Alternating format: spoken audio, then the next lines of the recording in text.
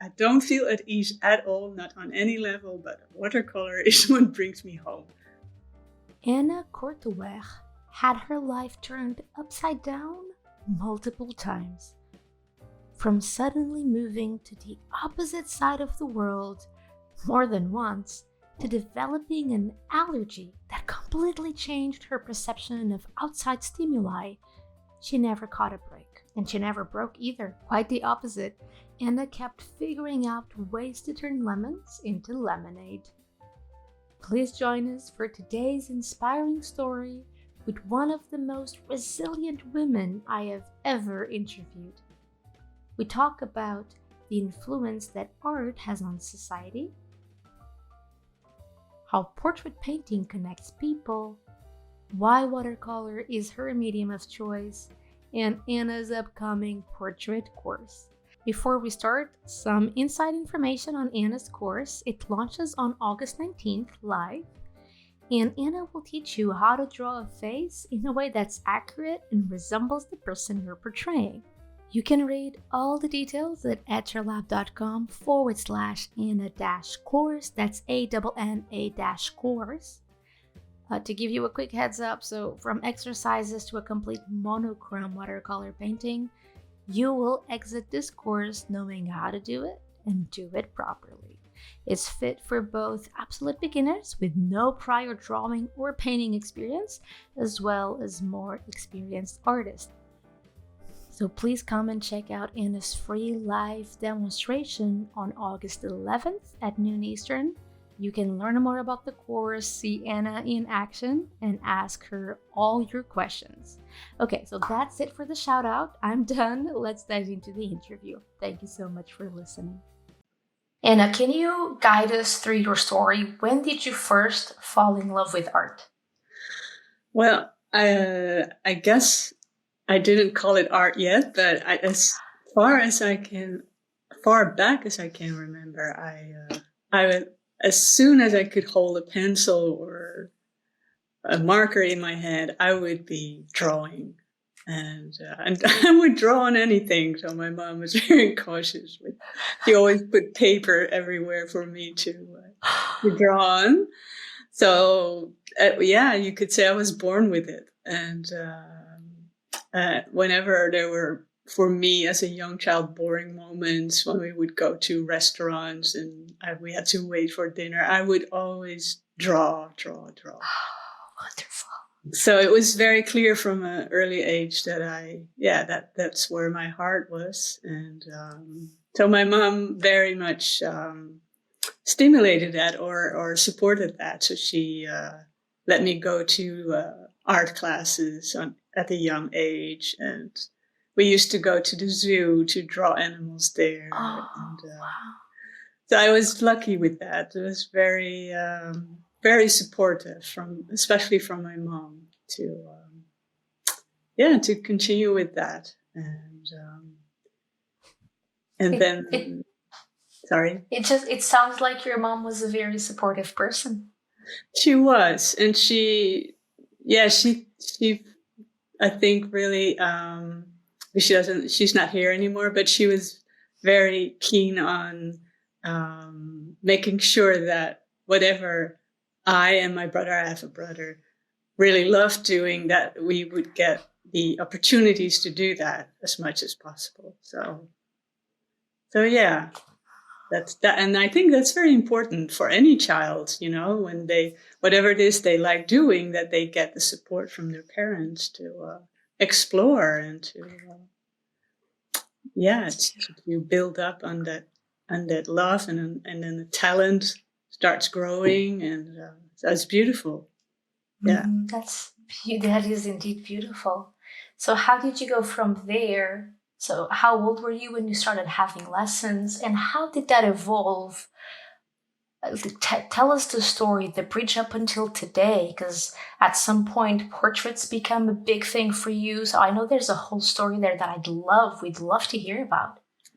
Sure. So I started lessons young, like when I was more serious lessons around the age of 9. And actually when I was around 13, 14, I had my first watercolor lessons. And really like Wow. the technique of watercolor, it was quite exciting. And I loved it. I loved it right from the beginning. It was, Really? yes, it was, it somehow seemed to fit my, I don't know, my motority, or I don't know. It just really fit well with how I was drawing and painting. How you were And drawing and painting? yeah, like I think everybody has a natural tendency in what they love most in doing art. Some people like to uh, work very opaque with paint, for instance. Well, I'm not that person, which is great. If you know, I love people who use very impasto kind of painting style, but that was not me. So I Yeah. really love the transparency right from the beginning. I love the looking through layers, and so that seemed to fit for me, watercolor. And then when at the age of 18, I went to art school in Amsterdam, and we did do watercolor there too. Not so much so, but I mean, I got a lot of different techniques there. It was a very traditional art school with figure drawing and anatomy and perspective, and also they also allowed you to kind of develop your own style, and so it was pretty a broad kind of education.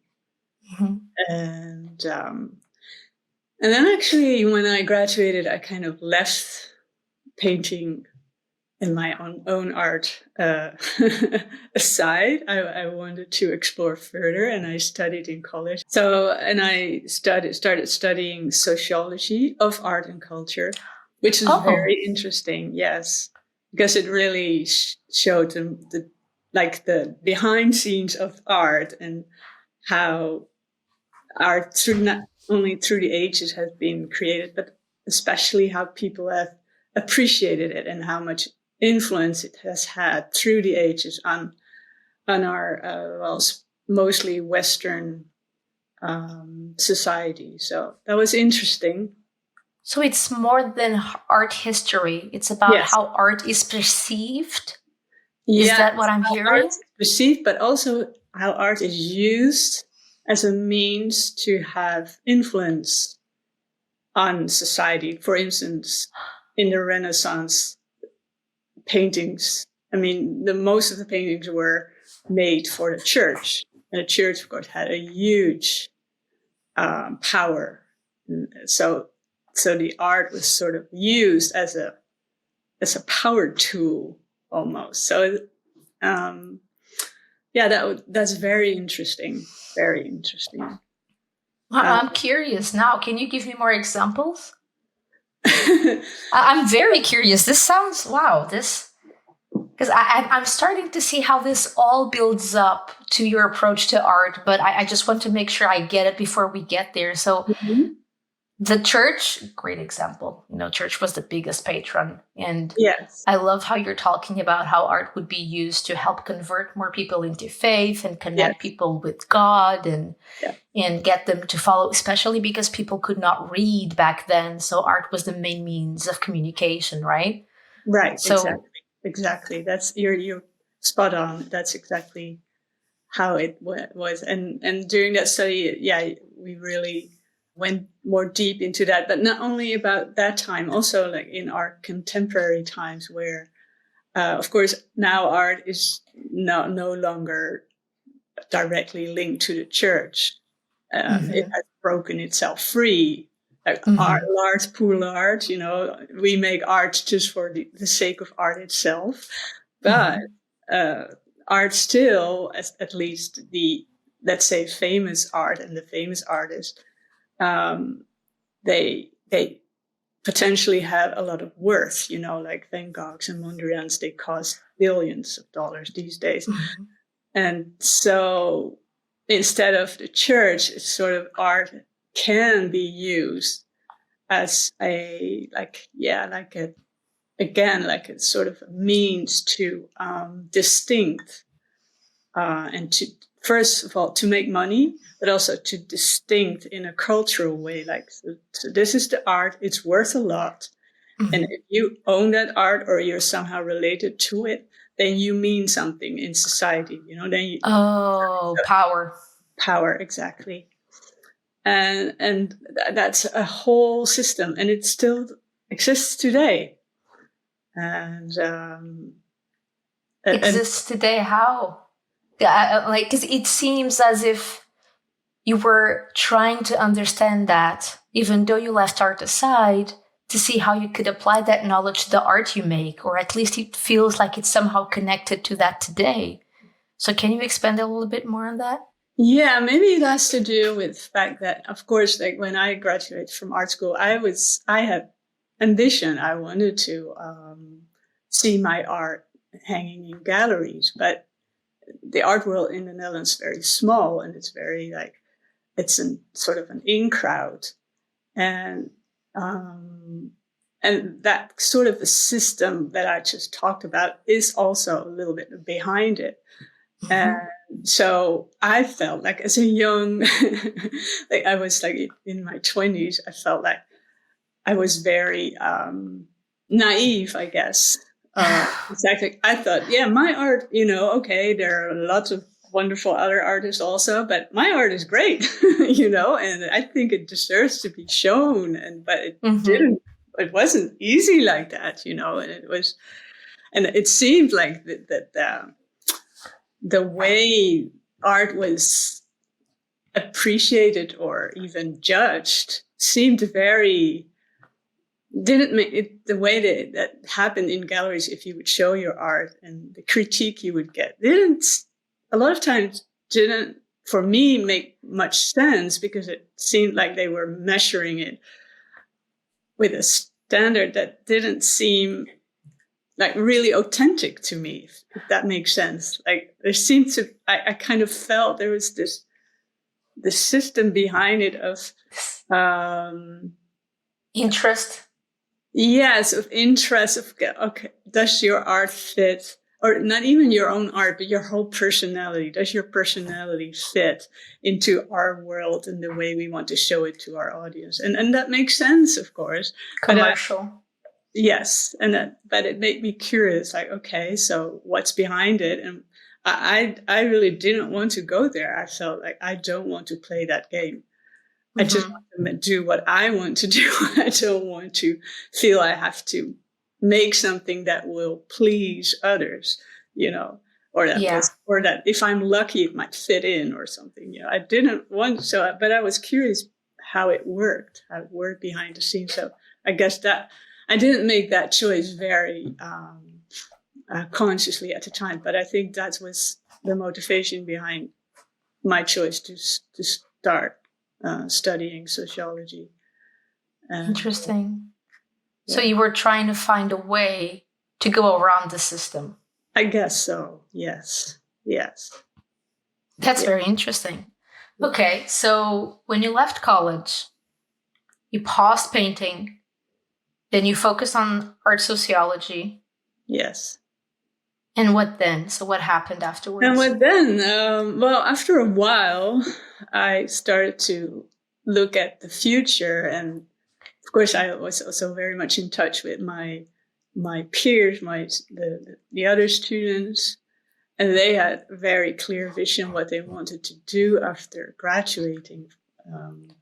They wanted to work in museums, or they want to work as an art marketeer.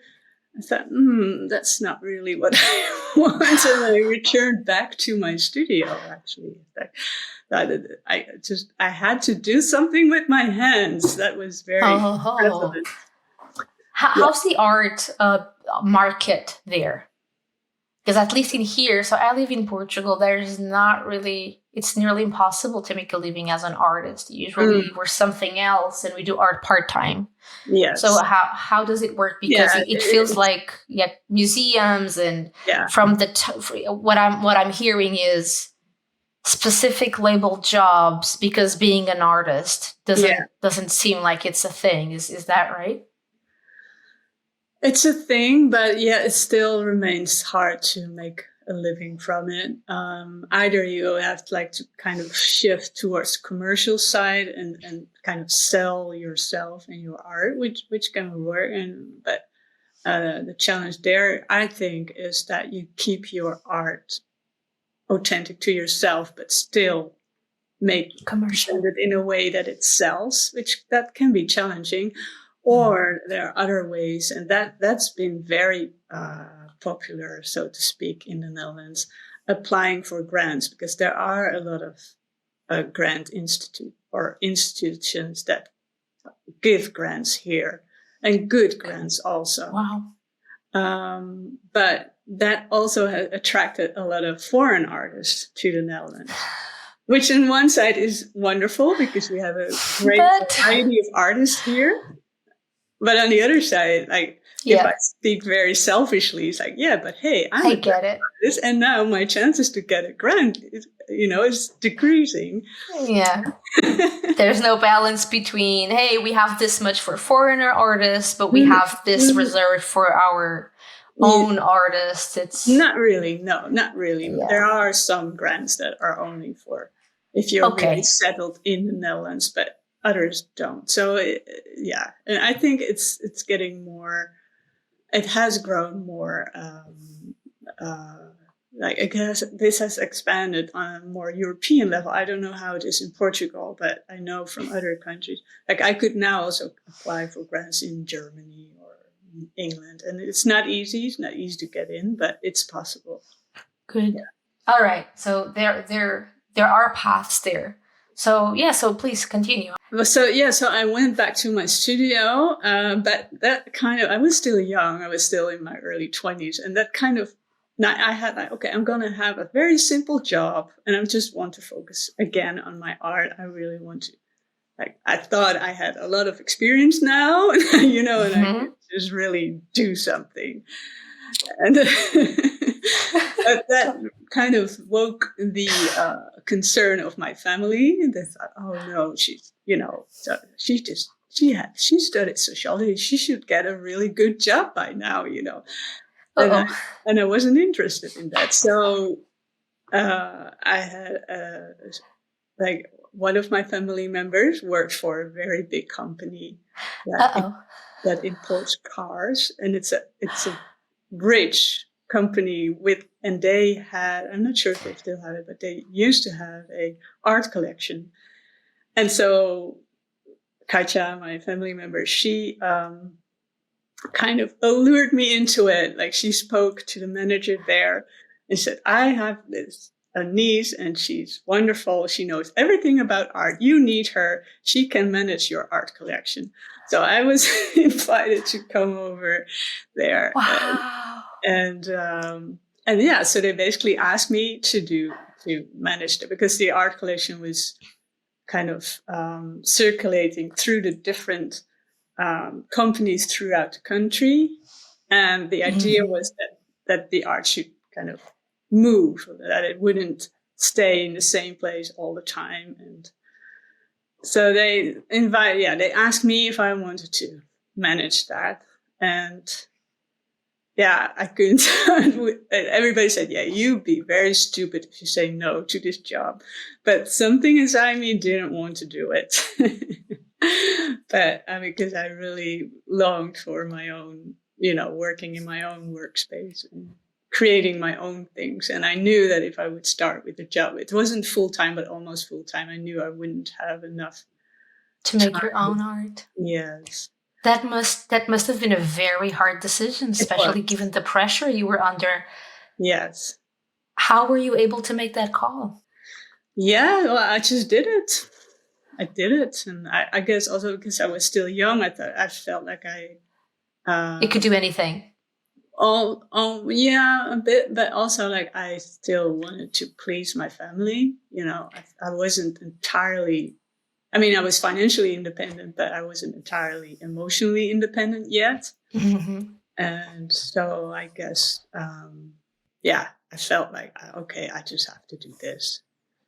But and so I did that for a few years, and actually I learned a lot there, especially with how people appreciate art. So it was in that sense, it was a very good continuation of my sociology study, because I got a lot of discussions with people on the work floor, how what their thoughts was on the art that was presented there, and what they wanted to see and not what they liked about it or not. And some people were really moved also by some art, which they really got attached to it. And then it's like, okay, I'm sorry, it's time to move this artwork to a different place. And they were like, oh no, please don't take it away. No, my child. So you still worked there for a few years. How long did you work there? Let me think. I think for 4 years or something. So you were there until your late 20s. Yes. And then something interesting happened. Oh. Because there still was this frustration somewhere in me, like, yeah, okay, I got this job, I'm all settled now, good income, and comfortable, but I'm not really doing what I want to do. I want to spend more time focusing on my own art making.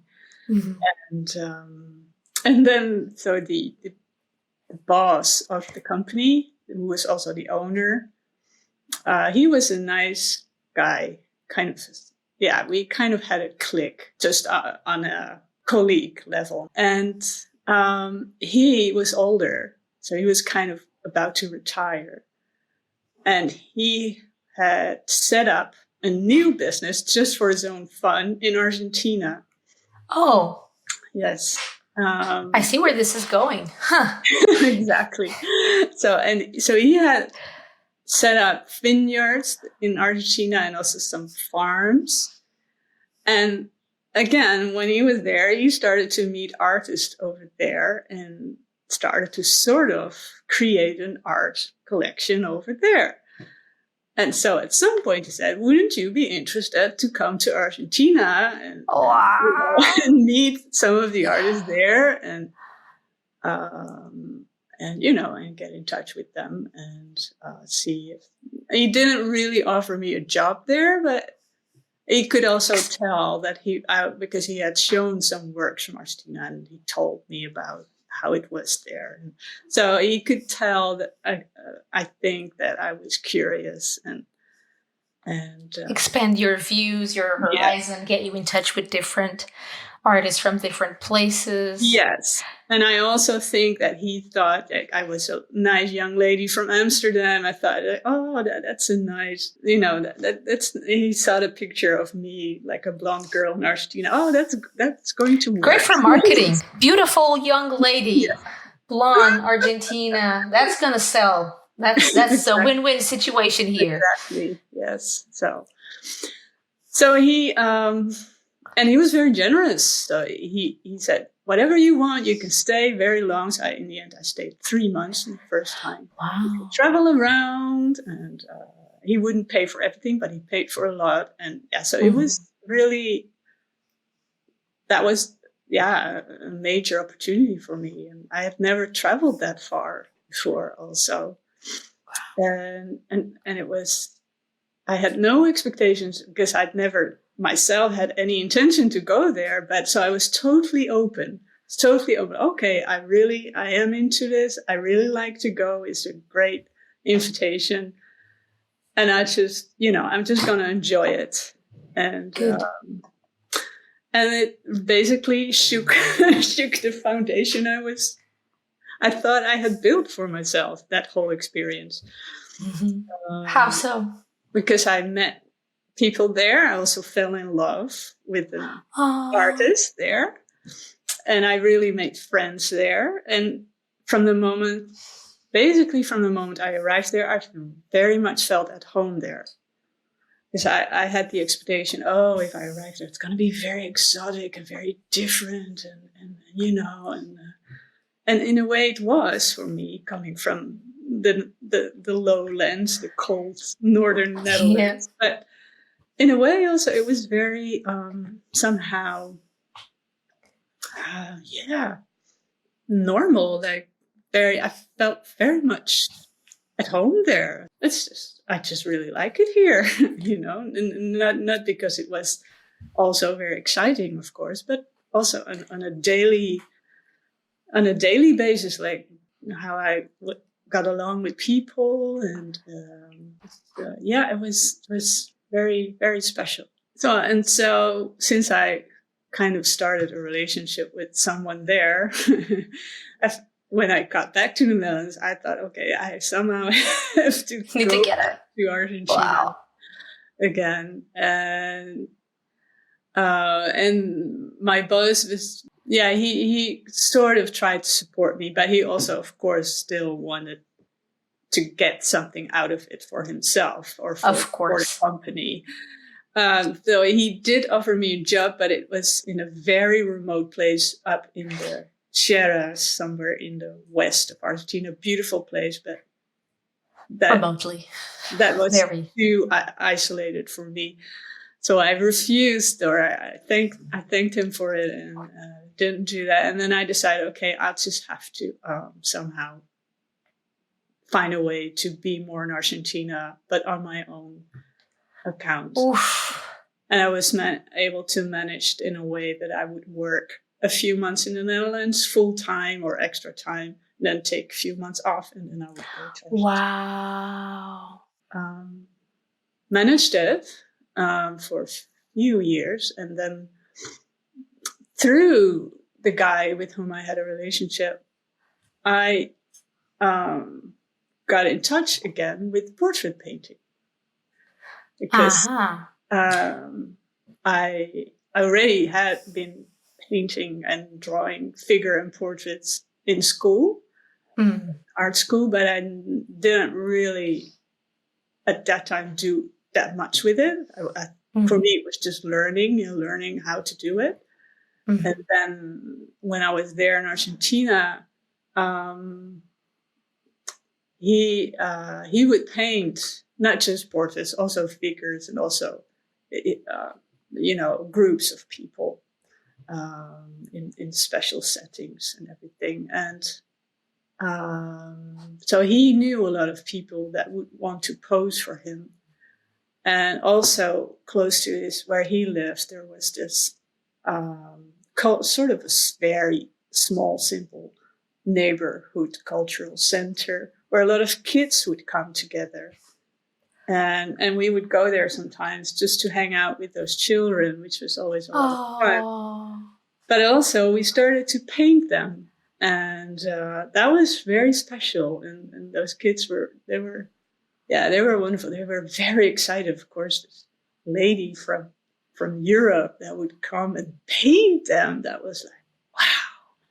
So, and I was like, wow, these kids, they are so open and willing and enthusiastic, and they sit still for you. And so that was a great experience. And that's where your love for portrait painting really started to. I think so. Yes. The contact with the person you paint, and how you can sort of distill that into a painting. That's where it started. Yeah. Wow. And by that time, I was still working in oil, because that was sort of I don't know why, it was kind of like the most obvious medium to work in. I didn't work with watercolour at that time. Yeah. I think with oil, I was still also trying to find a way to make a living from my art. And back then, and maybe that was also partly true, I believed that the medium oil is taken more seriously than other media in art. If you would make an oil painting, people would understand. If you would make a watercolor, people would say, "Oh, that's a nice sketch," Not that everybody has that opinion, but for me, it felt a little bit like, maybe even myself, I believed that, like, yes, but watercolor is not as accepted as a used Masters. medium in itself, not as a preparation for something else, but a medium in itself. So Back then, I mean, we're talking about more than 20 years ago, so of course, or more or less 20 years ago. So, and yeah, so well, that Argentina was wonderful, but again, I felt like, okay, I seriously had the thought in my head that I wanted to settle there more permanently. But to do that, I also felt then I have to have a financial, a good financial foundation stability for myself somehow. And of course, I had the job, but at some point the job ended because my boss retired. So there was this other family member who took over, and he wasn't into art at all. So he kept some of the art that was still rotating through these different companies, but he sold a lot of it. So basically, my job was just finished by then. And so I thought, okay, now I have been traveling up and down from the Netherlands to Argentina for years. I don't really know what's going on in the Netherlands, actually, especially not in the art scene, but I do want to make a living in art.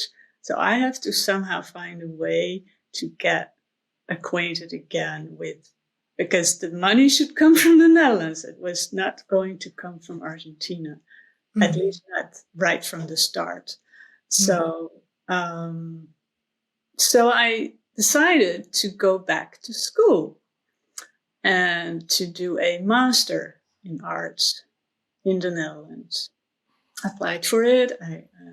They accepted me, and I did a 2-year master study in arts for myself to find out, okay, where am I with my art and how can I make a living from it. So that put me in touch with a lot of different artists with very different working methods, and the art that was made by a lot of people, a lot of other students also, was very conceptual and very site specific. And that was very interesting, but it kind of pulled me away again from my own, I felt like my whole life I had to sort of pull myself back from all the different wonderful opportunities, but also very, it can be very distracting in a way if you get a lot of input from other artists, from other countries, from other beliefs, from other people with totally different history. It's super interesting, but it's also, you really have to be very focused on what you want to do with all that information. And that I had a hard time with that. So in a way, it did put me in touch also with the Dutch art scene again. But again, I was kind of struggling. Yeah, but where do I fit in? Again, yes. It's, I guess, some sort of a recurrent theme in my career. Yeah, it toughened you up for sure, because you were constantly being taken out of your comfort zone, putting you somewhere new, and you just had to, you were thrown into the deep end and you had to figure out a way to make it all work. Yes. And that multiple times within the span of a few years. That's impressive. Yeah. That's resilience. I guess so. It didn't feel like that, at least not at the time. But of course. I felt like I was bouncing from one side to the other. But it's funny. I remember talking to a professor who came to visit during my master's study, he did a lecture there. He was an interesting guy. He was an art historian, and I told him, yeah, but I did that art school. Then I went to Argentina, and I had an art managing job, and then now I'm here. Sometimes I don't know where I'm going. And he said, no, to me it makes perfect sense. First you study art, and then you did sociology, and then you went to Argentina. You could apply all your knowledge, and now you're coming here to deepen your knowledge. And for him, it made total sense. So I guess it also depends on how you look at it. But yeah. If you're looking at it from outside, it's easier to make sense out of it. But when you're caught up in the middle of it, trying to figure it out as you go, it's pretty overwhelming. It was. Especially when you're everywhere but home. Exactly. It's a lot. And that you made a very good point, because that was also what my art was about at that time. Like I was, by that time, I was interested in drawing landscape painting also, and then I started to work with watercolor again. I made also some watercolor landscapes, but landscapes mostly about revolving around home. What is home? And if you're in a place, is that home, or is it? How does it feel? How does it feel? The emotional connection. Yes. There's something very special about your art, Anna. Thank you. And as I was going through your website, yeah, of course. And as I was going through your website, I read a brief mention of you having an allergic reaction to something, and how that shifted the way you perceive and feel things and how you experience them. Can you tell us a little bit more about that and how that plays a role in your art making? Thank you. Yes, sure. Yeah, that happened very soon after I finished the master's. Yeah, so I had an allergic reaction to antibiotics. The antibiotics were for a intestine issue, but it had a profound effect on my brain, and especially on my nerves and all my senses, the senses that kind of work around the nerves that kind of manage the senses, so the brain nerves. And how that's possible, I don't know. Nobody knows. The doctors don't know. But from one day to the other, during that antibiotic treatment, I had difficulties focusing with my eyes. Sounds became extremely noisy. I couldn't bear the sounds anymore. Wow. And I started to have tinnitus, which is chronic ringing in it's as if it's in your ear, but it's actually in your brain. So you have constant ringing in your head. And since it happened totally unexpected from one day to the other, it was kind of like a shock to me. It's almost like a trauma. Like I was knocked over. I was, I couldn't do anything anymore. I felt totally disabled because just going outside was too much for me. All the sounds, the noise of the cars, the street, or even if people would talk, like if more than two people would talk, if I would be in a discussion with more than two people, I just couldn't follow anymore what they were saying because it was just too overwhelming. My brain just couldn't kind of process it anymore. And so basically that meant that my whole social life just kind of collapsed. Because I couldn't... Where were you? So it was after the master's, but where in the world were you then? So I was back in Amsterdam, and I was actually at the point that I thought, okay, so now I can build up my life and I can start traveling to Argentina again. I was really already thinking about that. And then, nope, universe decided differently. Because traveling was out of the question. Even just stepping into an airplane was impossible with all the noise and the people and everything. And just going outside into the street was huge deal. Yes. What did you do? How did you cope with this? Of course, first I went through the whole medical system, and they couldn't find anything, and so I went to more alternative Right. treatments and therapies, which kind of helped a little bit. But basically, it just threw me back to myself. And I moved out of the city. I lived in Amsterdam, but it was too much there for me. So I was able to find a more quiet place outside the city in the countryside, where I live still today.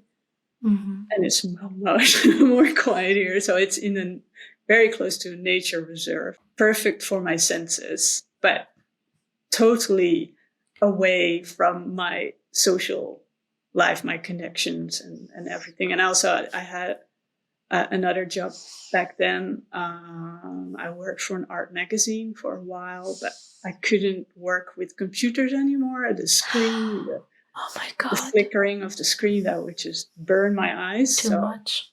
So I had to quit the job as well. Oh my God. And so basically my whole life just turned upside down from one day to the other, basically. So yeah, that took me years to. Yeah, because there's no cure. You just have to No. learn to Yes. cope with it, which yes takes years. Yes. Because it's not one sense, it's every single sense was exponentially augmented in a way. Exactly. It just made you impossible to do. So did you just turn yourself more into isolation and art? Was that what happened? Yes. Yes. And art was one of the few things that I could still do, you know. I made very big drawings. I wasn't really able to do that anymore. But I started to work very small, and because I would get very tired since I got so overstimulated so quickly, it would tire me out like within an hour if I would be doing something.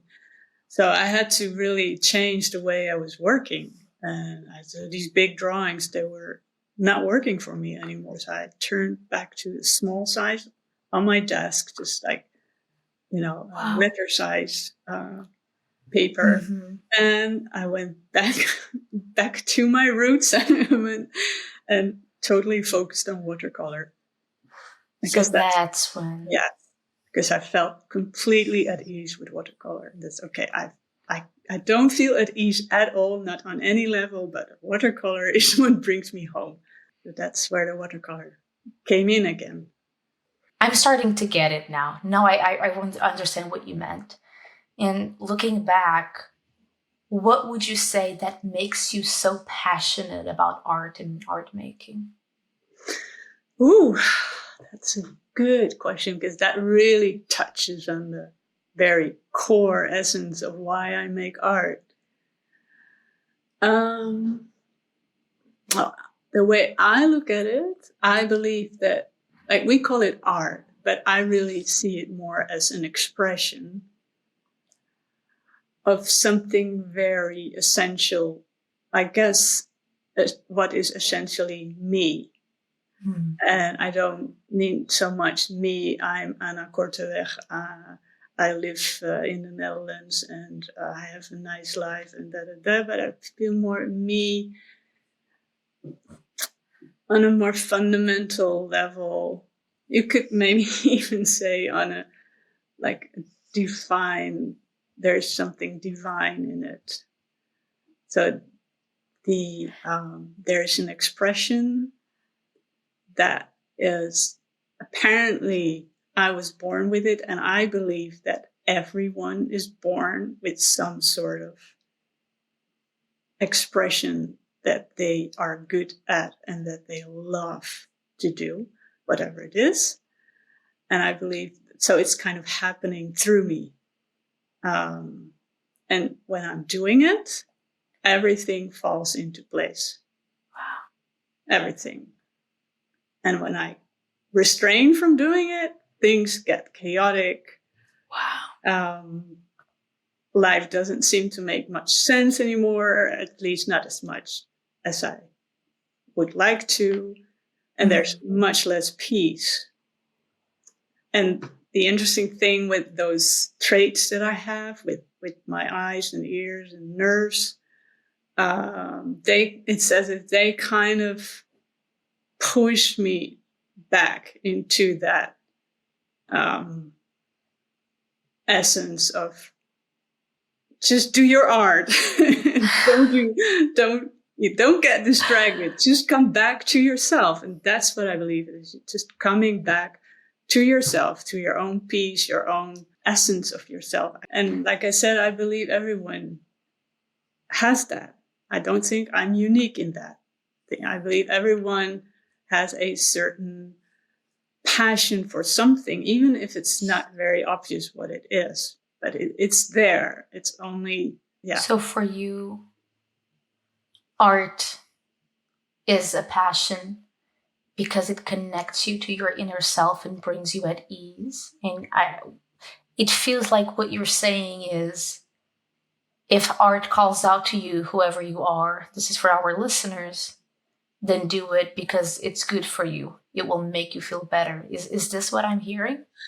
Yeah, well, I don't look at it as some sort of cure. I mean, it can work as a cure because that's the effect that it can have, but it's not the main reason. It's not like a pill you swallow and then you'll feel better. That's not what I think. It might seem that way sometimes because art can be wonderful to do, but that's not the essence of it. I believe it's like we all have a basic tendency to express ourselves. And a lot of times we're not sure how, but there is in everyone a unique kind of expression available.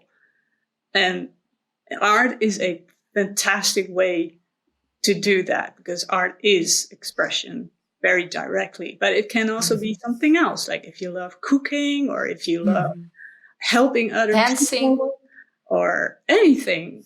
But I see that as an expression of something deeper inside us. I do believe that if someone is expressing themselves in a way that it's genuine and it comes from a sense of happiness or peace, or then that will filter out. It will kind of, reach others as well, and it will kind of connect, and others will be able, even unconsciously, be able to tune into that too. That's how I see it. When did teaching become a thing for you? Oh, well, that started early also, because in the first art school where I was, there was also a curriculum to get your teacher's degree, and I did that. So it's been a thing for a while now. Yes.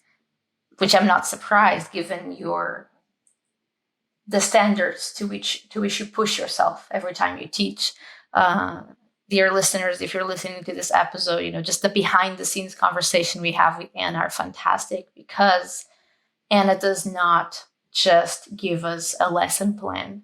Everything that you do, Anna, the curriculum for your course that we're launching here, is so well thought of, so well structured. There's always a reason for everything, and everything is planned with the utmost detail. That I've been wondering, where did this come from? How this is not news for her. Anna's been teaching for a long time, because this is not, I can teach about this and just go over that and just glaze or gloss over stuff. No. Everything is very well thought of and planned. And I don't even need to ask you follow-up questions, because the materials you gave us are, when you and Kitty, your producer, Kitty Mayer, when you both gave me the curriculum for the course, I'm the one who does the copywriting for it. I had no questions at all. Everything was clear, crystal clear. And it's amazing, because it's not easy to be that focused. So you've been teaching for a while. How does teaching make you feel? Well, at the beginning, when I was young, I actually... I don't know. I wasn't very attracted to it, to be honest. I did get some experience, especially teaching in schools, but mostly like as internships. Of course, in school, high school especially, you're dealing with kids that are half Mm. the time not very motivated, you know. Or more than half of the time. They see, at least then, I don't know, maybe it's changed because a lot have changed in at least our school system here. But back Mm. then, the student for the art lesson was more like a relaxing hour. Like, oh, I had maths, I had English, I had Science. history. Now I can relax because we have a drawing lesson, you know. Yeah, it's not work, it's just like chill time, No, not taking it seriously. not so much. So, and I found that very challenging back then. Now I would welcome the challenge. I would find it very interesting. But back then I thought, geez, come on. I just want to do my lesson. Why aren't these kids listening to me? You know? Oh.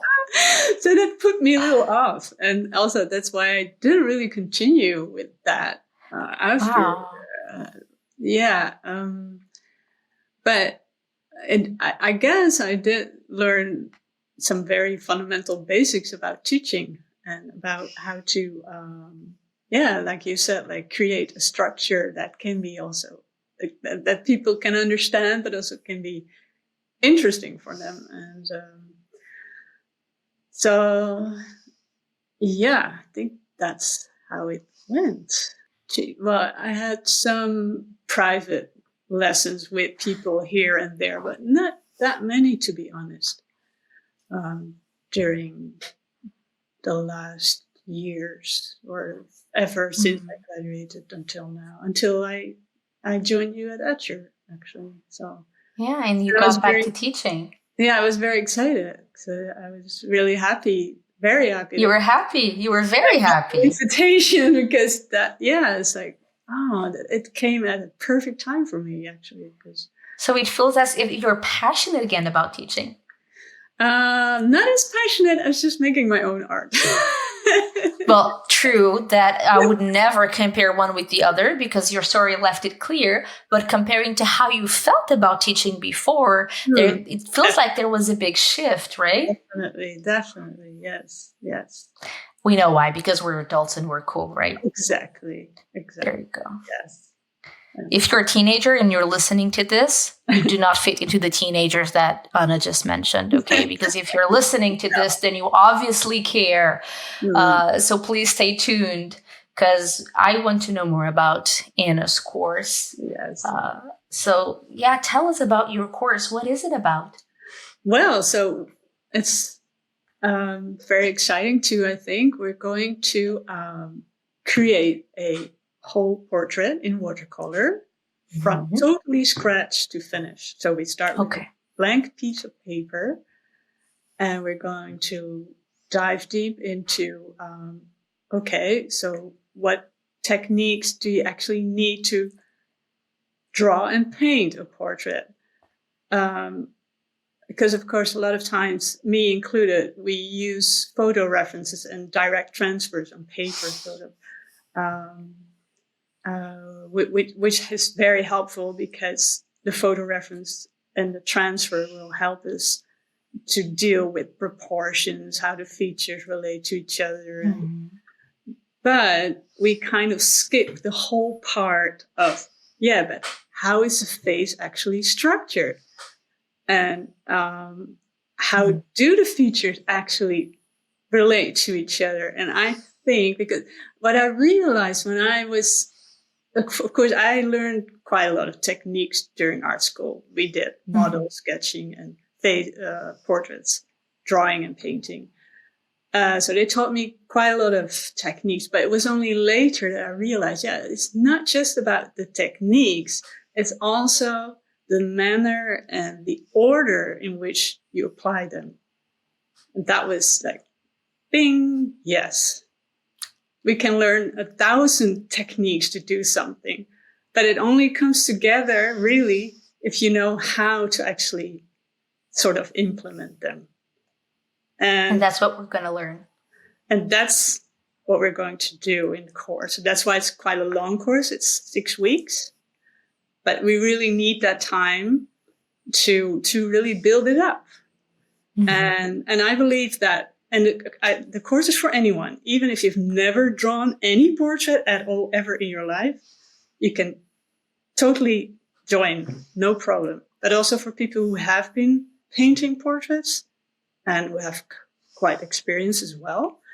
I think it can be still very interesting because, like what I said, I think we can get, even me sometimes, I can get really cut up with all the different techniques, that all the different skills you actually need, like I said, the proportion, the depth, the light, the expression, and then I didn't even mention the resemblance yet, so it's a lot that goes into a portrait painting.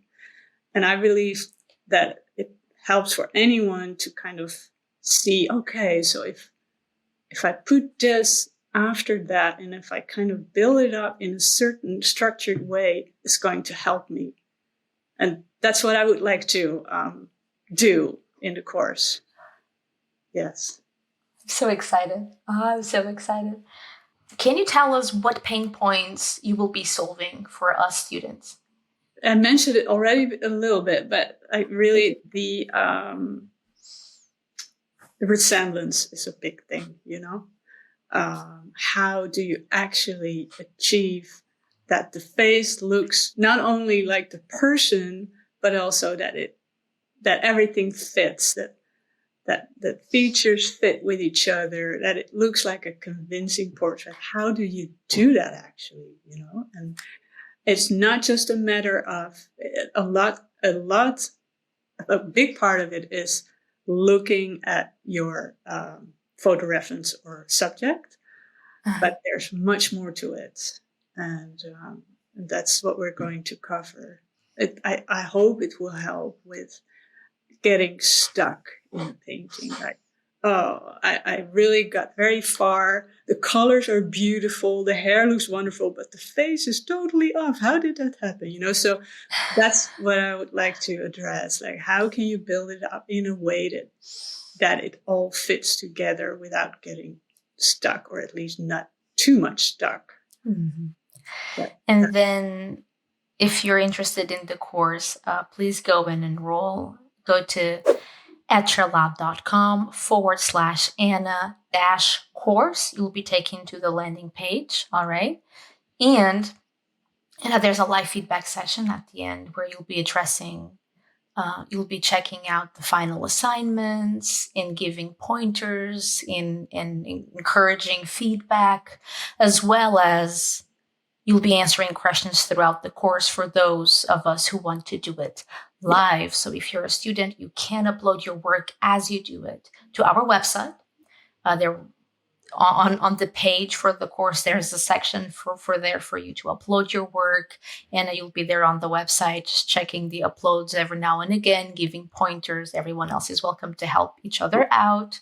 And then, everything is live. You'll be answering questions live. So anyone attending live can just ask questions. If you don't want to do the course live, you can catch the recording. You can submit your questions in advance, and we will ask the questions for you as we're live, and you can just catch the recording later. So no pressure there with time zones or availability, because you can still get the most out of it, even if you can't be present. If you're still not sure if the course is for you, we welcome you to join us on August 11th, because Anna will be doing a free demonstration live on our YouTube channel, and that will be at noon Eastern time. So please do check it out. The recording will remain available on YouTube, and we usually do a art supply giveaway at the end. So if you're there live, if you stick until the end, you might earn some art goodies. So please do check it out. All right. Any last words before we go, Anna? Enjoy. And this is a wrap for today's episode. So what was your favorite part of today's conversation? Let us know in the post associated with this episode at etcherlab.com/Korteweg. That's etcherlab.com/KORTEWEG. All the relevant links are also there. And a quick last minute shout out for Anna's upcoming course. Head over to etcherlab.com/Anna-course. That's ANNA-course to learn more about her new offering coming to our website on August 19th. That's it for today. I'm Anya Marcus. This is the Make More Art podcast by Etcher. And until next time, keep on making more art. Thank you so much for listening.